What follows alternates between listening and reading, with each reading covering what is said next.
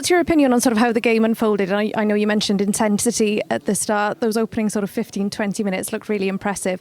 It sensed that things dropped off slightly. Would you agree? Yeah, probably you know football better than me.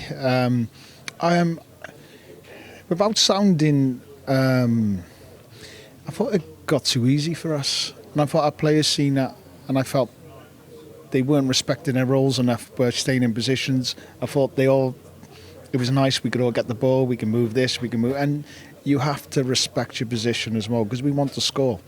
I thought it got too comfortable for us. The tempo we were completely controlling. And yeah, just by everyone wanting a touch, we lost that aggressiveness of runs.